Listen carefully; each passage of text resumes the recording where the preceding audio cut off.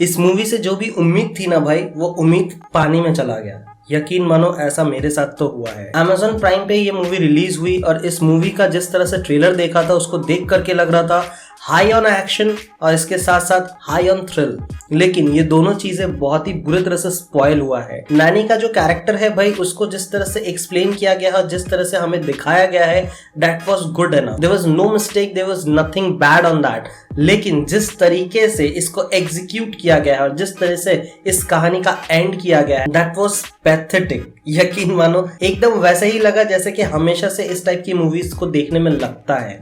इसमें कुछ अलग देखने का सोच रहा था, क्योंकि ये साउथ की मूवी है और उनकी मूवीज के अंदर में बहुत ही अलग ट्विस्ट एंड टर्न होता है, बहुत ही हिडन एक ऐसा राज होता है जिसको देखने के बाद, जिसको जानने के बाद में यार अलग ही एक फीलिंग आती है।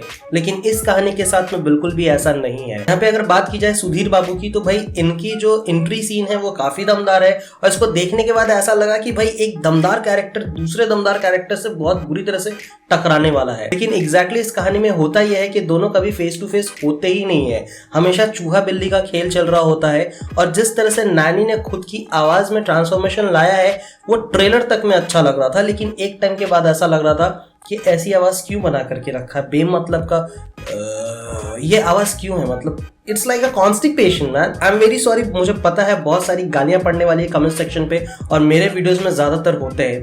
देखो मैं अपनी विचारधाराएं बताता हूं और अगर आपको सिर्फ अच्छा सुनना तो फैन क्लब में चले जाओ यार, वहां पे आपको सिर्फ अच्छी बातें सुनाई देगी, कोई भी नेगेटिव पॉइंट्स नहीं सुनाई देंगे। लेकिन यहाँ पे मैं उन सारी चीजों पे बात करूंगा जो कि रियलिटी में मुझे फील हुआ है। एग्जैक्टली इस मूवी की स्टोरी उतनी भी खास नहीं है और उतनी भी खास छोड़ो एकदम भी खास नहीं है। और इस तरह की कहानी में जो हमेशा दिखाया जाता है कि किसी का कुछ तो गवा दिया गया है और उसके रिवेंज लेने के चक्कर में सारे मर्डर्स किए जा रहे हैं, एग्जैक्टली वही चीज यहाँ पे भी दिखाया जाता है। ये मत सोचना कि इसमें कोई स्पॉइलर दिया हूं। आप जब मूवी देखने के लिए बैठोगे ना, आप आधे घंटे के बाद बोलोगे कि nothing new in any frame. हाँ, आपको किसी भी फ्रेम में नया कुछ नहीं लगेगा। बीच बीच में आपको नैनी का परफॉर्मेंस दमदार लग सकता है जब वो किसी के साथ में मजाक कर रहे होते हैं कि मैं एक किलर हूं, मैं एक कॉन्ट्रैक्ट किलर हूं।